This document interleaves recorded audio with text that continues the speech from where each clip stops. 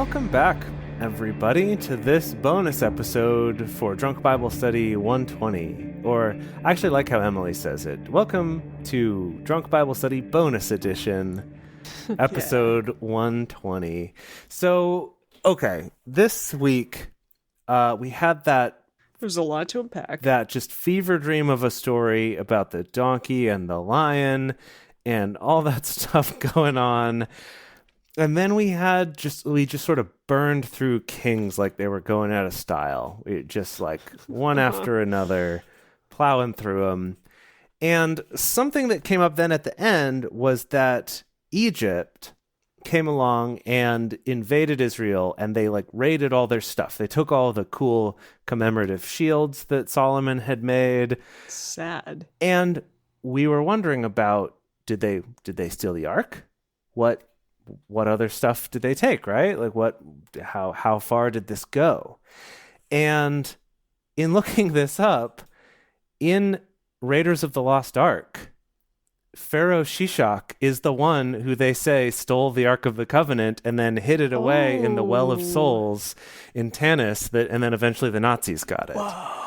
So he was the one who put it there and built that weird now I kind of rewatch that. Right? Yeah, built that mechanism where you had to stick the thing in the ground and it would shine on the space rod. where it was. Right. Yeah. So that was all Shishak. In the map room. Oh my gosh, how cool. Wow. Yeah. So in Raiders of the Lost Ark, that's who it was.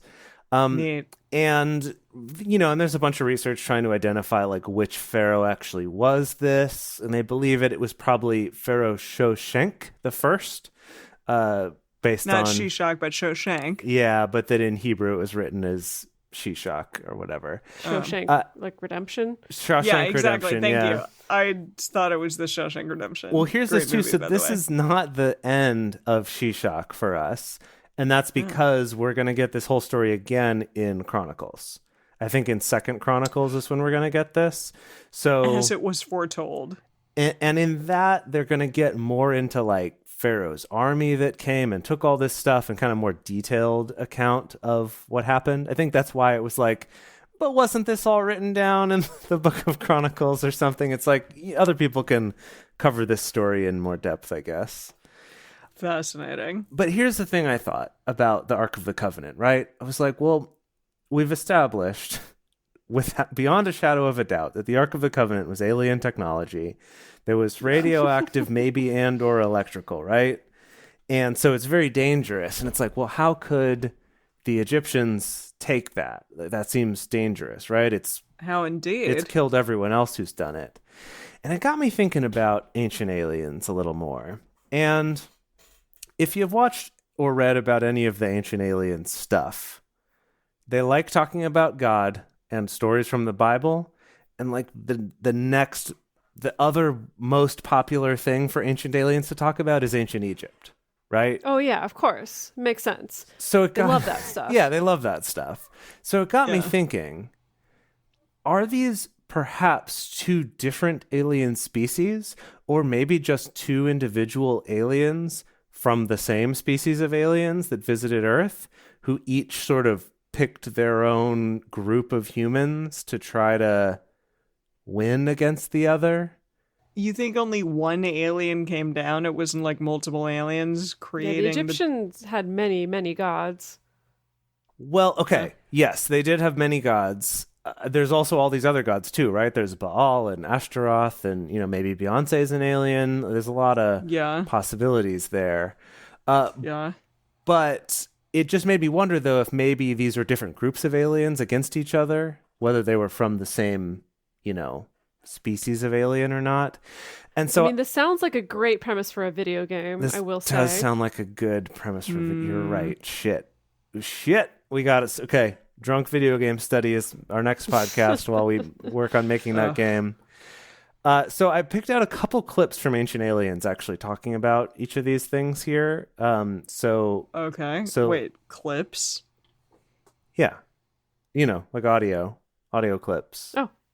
Okay. Are these the aliens talking and they got the clips?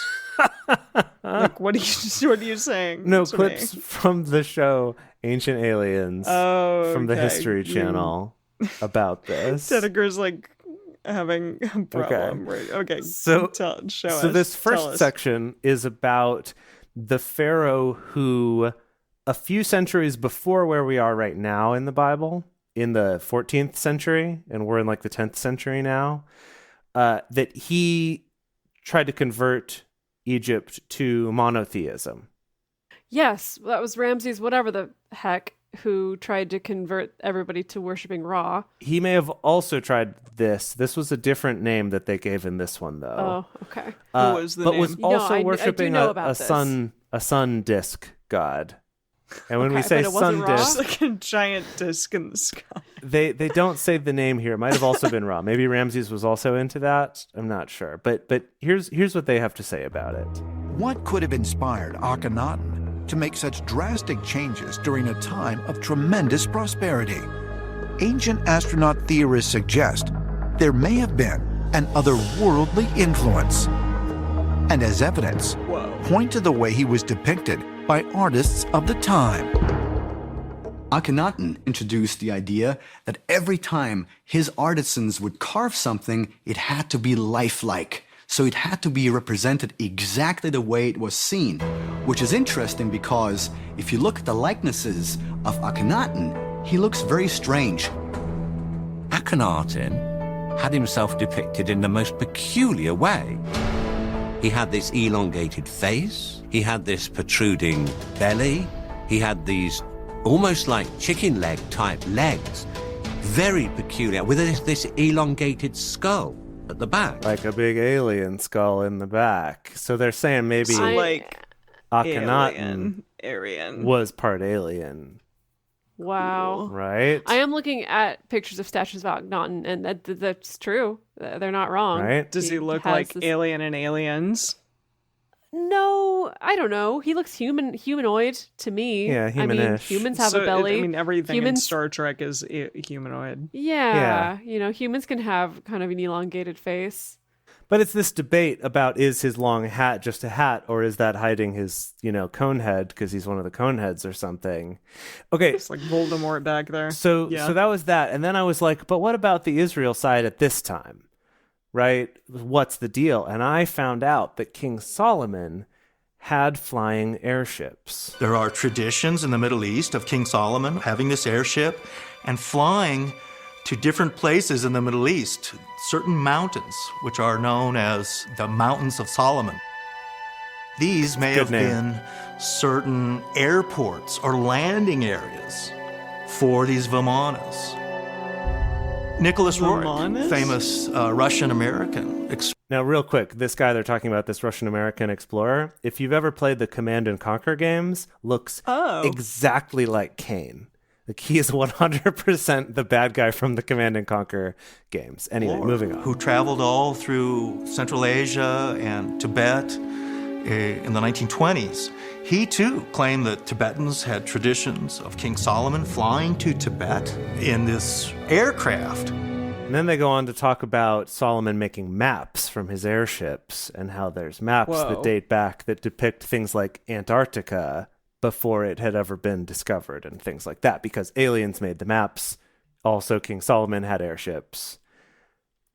So now if you imagine this battle, right, between these descendants of part aliens in Egypt with their cool pyramid alien technology, and then Solomon and his descendants with their airships and stuff, this is also a really good setting for a video game. This kind of steampunk / biblical times. It's just, this stuff writes itself, or rather was written by the ancient aliens people. Yeah, Jeez. I mean, honestly, I don't know how the pyramids got made without aliens. Like, really, truly, though. Like, I don't know. Like, they're too perfect and stuff. I don't know. I would say, oh, ye of little faith to the power of human potential, honestly. Oh, wow, if you don't have smartphones and the internet and you put your mind to something, there's a lot that you can accomplish. I'm telling you. Okay, Danica. Yeah, if you took... Also, when you have a bunch of slave labor. Right. Yeah. Yeah, if you took all of the time you spend on your phone doing random shit and instead pushed some rocks just a little bit closer to where you needed them to go, you could eventually build the pyramids. doing some math, doing some geometry. Lots of math. Yeah. All right, Dedegar, what did you look up? Well, I wanted to know more about these male temple prostitutes. Of course you did. Yeah. So this is interesting. I mean, first of all, I will say that sacred prostitution or temple prostitution is a thing, was a thing. Mm-hmm. Most often people associate it with the Greeks and Romans, especially with like worship of the Greek goddess Aphrodite, that temple prostitution was something that was part of that worship. However, there is controversy around that. There's some people who make the argument that this is coming down to translation issues. So specifically like our word harlot, people make the argument that actually the word harlot didn't mean prostitute, but it meant priestesses and healers. Oh. And that's gotten kind of confused in a particular way. I thought However, for sure you were going to say they were not temple prostitutes, they were body workers. Or so I thought you were going to go that direction. It's quite possible, but this is the thing, though, is that there's also just evidence of sacred prostitution all over the world throughout world history, you know, both in really awful ways where it's like child prostitutes and also really interesting, empowering ways. So, I mean, it all connects to this whole thing about like sex being sacred, sex can potentially being a part of worship, or that being a part of worship for a particular deity that has to do with sex or fertility. That's often where this tradition gets kind of connected to worship. But I mean, there's evidence of it all the world over. What I thought was really interesting, that I thought you would find interesting, Jace, since we go to Japan all the time, that up until the Meiji period in Japan, Miko, who were like the shrine maidens, supposedly would be like shrine prostitutes. Wow. And because what happened in the kind Meiji of prostitutes? Shrine prostitutes. Okay, shrine. Yeah. That's supposedly what happened in the Meiji period, is then there was too much of an influence of Western Christianity. Oh, that shamed them out of it. Made that. Yeah. Shamed them out of it.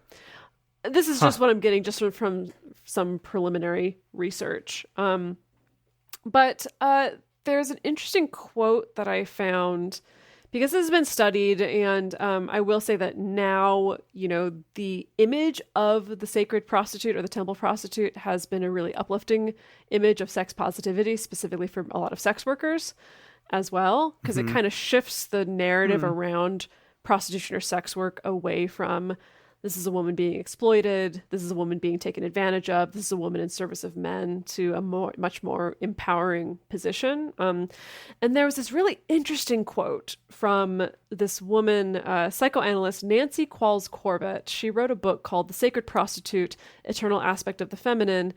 And this quote from her says, in the temple, men and women came to find life and all that it had to offer in sensual pleasures and delight. But with the change in cultural values and the institutionalization of monotheism and patriarchy, the individual came to the house of God instead to prepare for death, which I thought was really, really interesting. You know, this idea of temple prostitution or sacred sex or stuff like that, I think really runs counter to what we understand of, especially Christianity, Judeo-Christianity, which to me is like, sex is not fun. Sex is not something that is enjoyable. Sex is not a worshipful act. Right. So, yeah. So, and then also, you know, there's evidence of both women and men being temple prostitutes, depending on the culture that you're in or the deity that you're particularly worshiping at the time. Right. But apparently it was quite scandalous to have men doing this in Israel at this time. In Israel, yeah. Although I was reading, like in the Wikipedia, it does talk about the fact that Israel went through a period of time where temple prostitution was A-okay, including men. And bear in mind that a lot of the books that we read have to do with reform, you know, like we did with Deuteronomy, where it's written after the fact. Right. Where it's like, we've gotten away from these things and now we need to reform and get back to these things. And that's what we're going to talk about. Well, and we determined last week that that 1st and 2nd Kings was also probably written by the Deuteronomists. So the same thing, like during this time of religious reform, of becoming much more conservative and much more monotheist. Yeah.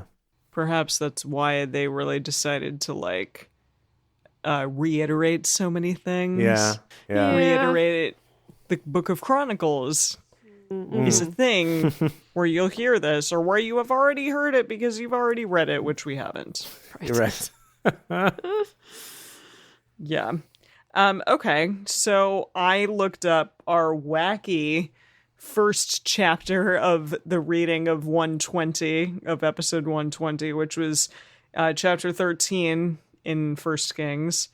And most specifically, I looked up the stuff about the donkey and the lion, but first I wanted to talk about this thing that talked about the Josiah section. So Okay. it said, and this I think is from the NIV, where what they're talking about in this enduringworld.com article. Enduring word? Word, not world, word. I can word I is can tell a enduring. Christian title when I see it a mile away. Yeah.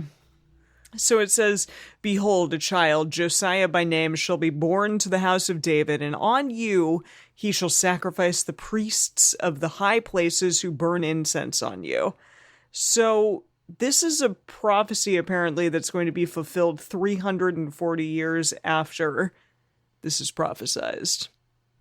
Okay. So Yeah. did you get the sense that we're going to get to that at some point in the Bible? Apparently in 2 Kings.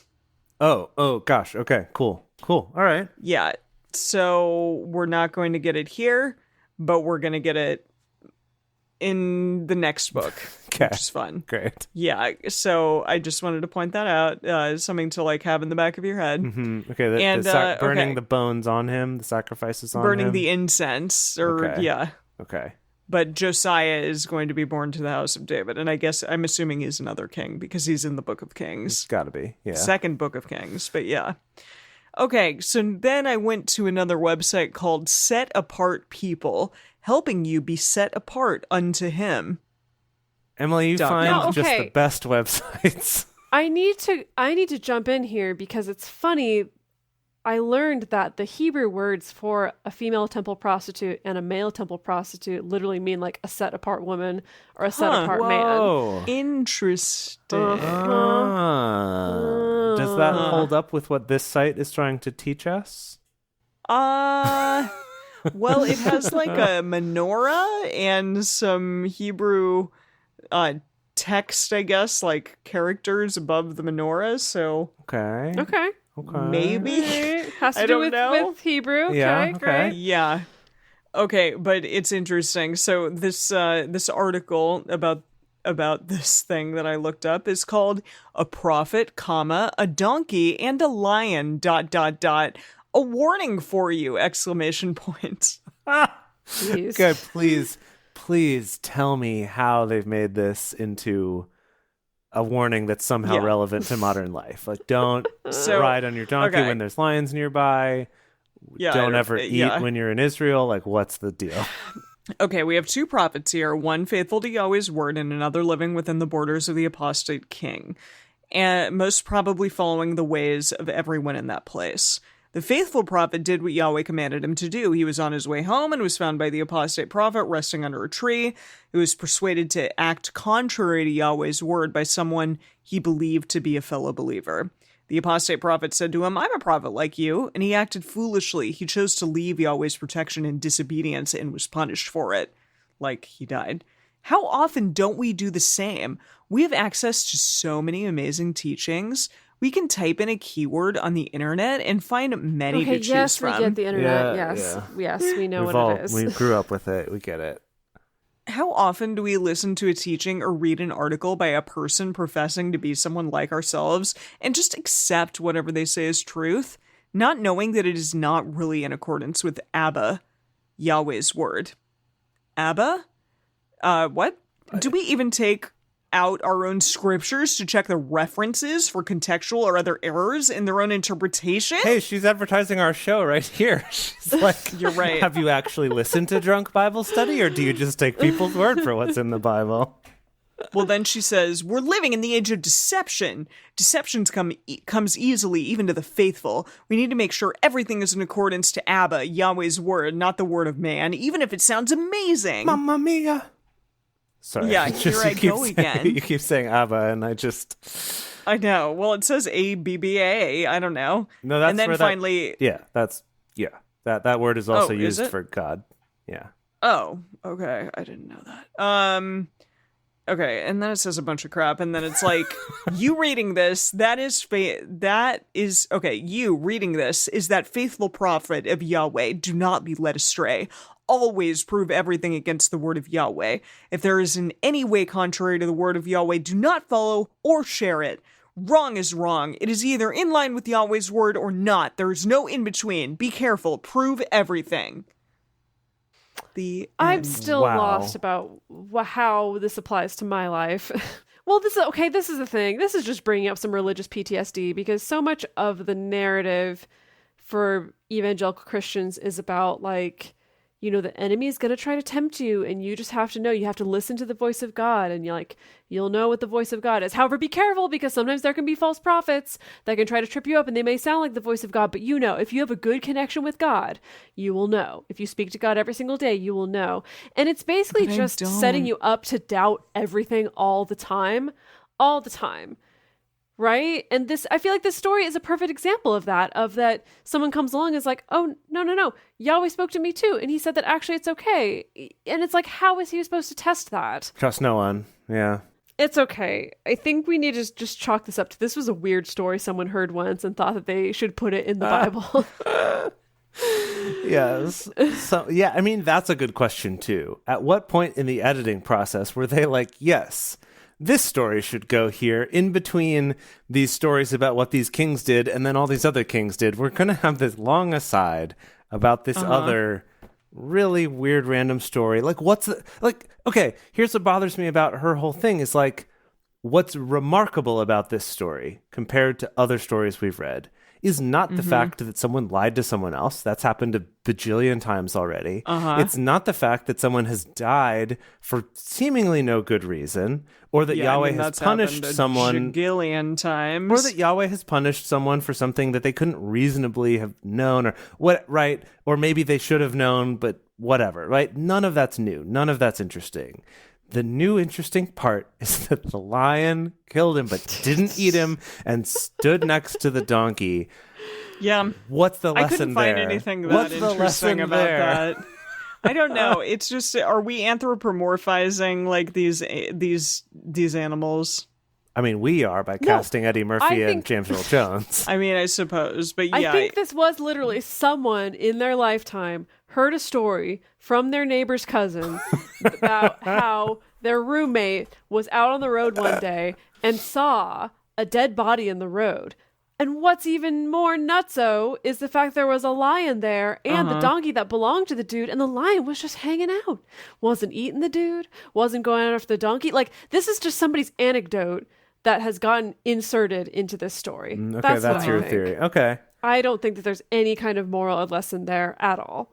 Okay, so it's like the person who just, like, they've got sort of one interesting story and they just got to insert it anywhere it's even slightly relevant, and that they happen to be one of the scribes at this point, and we're like, guys, trust me, like, this is going to make the story better. Just go with me here. It's based on a true story, y'all. Right. I saw it. Yeah. Or, I mean, like, my neighbor's cousin's roommate saw it, but still. But yeah. Like, can you imagine? No. Okay, this has been a long bonus episode. It has. Yeah. We would definitely love to hear from all y'all if you have any ideas about what might be a good moral that we could force into this particular story, or any kind of metaphor we can force with this called them, almost was going to call them a lonky and a dying. And so that means that it's time for me to wrap up this recording. Thank you so much for joining us, and we will see you next week.